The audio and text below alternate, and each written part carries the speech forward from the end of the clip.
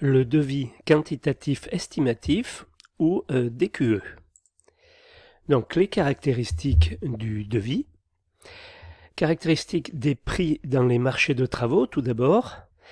Ils peuvent se classer en deux grandes catégories. Les marchés réglés avec des prix unitaires, les marchés réglés avec des prix forfaitaires. Donc les marchés à prix unitaires, dans ce premier cas, le décompte des sommes dues n'est déterminé qu'après établissement du maîtrise des ouvrages exécutés. Aux quantités réelles constatées sont appliqués les prix unitaires qui sont soit ceux d'un bordereau particulier rempli ou proposé par l'entrepreneur, soit ceux d'un bordereau général, par exemple bâti prix, ou d'une série de prix, la série centrale des architectes par exemple, affectés d'un rabais proposé par l'entrepreneur. Ce type de marché est souvent utilisé pour des travaux d'entretien et fait rarement appel au devis. En effet, les travaux exécutés suivant un ordre de service seront directement facturés après relevé sur place.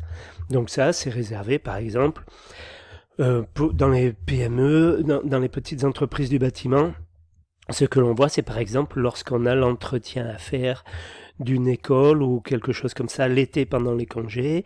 Le peintre a fourni son bordereau à la mairie, on se met d'accord sur les salles à repeindre, on fait un relevé sur place et on va faire le travail en fonction des prix qui auront été donnés par le peintre. Lorsque les travaux sont... Alors il peut y avoir un devis, effectivement, mais pas toujours. Et puis après, lorsque les travaux sont terminés, quelqu'un de la mairie vient voir avec le peintre et on se met d'accord sur la quantité réalisée. Et donc le peintre envoie sa facture et il est réglé comme ça. Et ça se passe avec des marchés à prix unitaires. Après, il y a les marchés à prix forfaitaires. Donc le marché à prix forfaitaire, il comporte un ensemble de prix forfaitaires proposés par l'entrepreneur sur le seul vu des plans et des descriptifs. L'entreprise établit un devis sur lequel apparaissent les prix forfaitaires. Ce devis sera remis en annexe de l'acte d'engagement. Ce type de marché est couramment utilisé pour les marchés de construction et rénovation par les établissements publics et privés. Les devis quantitatifs estimatifs remis lors des appels d'offres sont très rarement contractuels. Toutefois, elles peuvent servir de base pour les travaux en plus ou moins-value ainsi que pour l'établissement des décomptes mensuels et révision de prix. Donc là, pour les marchés à prix forfaitaires, dans un forfait, il va y avoir des ouvrages élémentaires. Un ouvrage élémentaire, c'est par exemple une semelle de fondation. Une semelle filante. Dans une semelle filante, il y a du béton et il y a des armatures. Voilà, par exemple, ça c'est un ouvrage élémentaire. Il peut y avoir aussi un mur en aglo creux 20-20-50, il y a des aglos, il y a du mortier, donc à chaque fois il y a la main d'œuvre, les matériaux, le matériel, et tout ça, ça constitue des forfaits. Ce sont ça des prix forfaitaires. Voilà.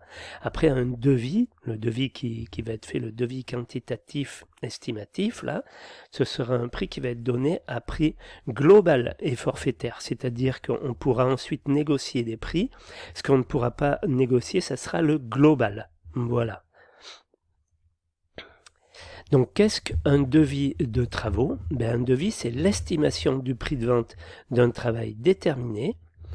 La difficulté pour le technicien en étude de prix réside dans le fait que l'étude s'effectue avant l'exécution des travaux, avec toutes les incertitudes que ça implique.